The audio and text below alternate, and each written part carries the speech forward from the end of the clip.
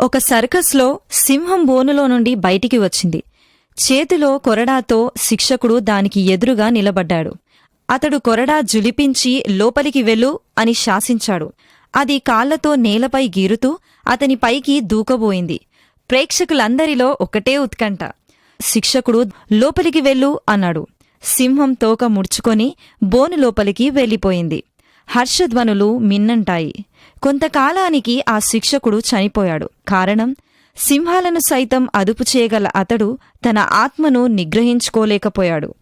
వ్యసనాలకు లోనై తన ప్రాణానికి ముప్పు తెచ్చుకున్నాడు. ఆత్మ నిగ్రహం అంటే మనస్సును నిగ్రహించుకోవడం, ఆశల్ని అదుపు చేసుకోవడం.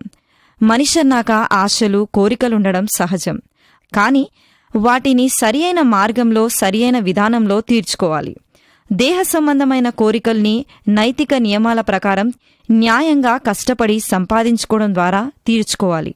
క్రమం తప్పి కోరికల్ని తీర్చుకోవాలన్న మనస్సును నిగ్రహించుకోవాలి. ఒక పట్టణాన్ని స్వాధీనం చేసుకున్న వానికంటే తన మనస్సును వశపరుచుకున్నవాడే శ్రేష్ఠుడు. లోకాన్ని తన గుప్పెట్లో పెట్టుకున్న వానికంటే ఆత్మ నిగ్రహం గల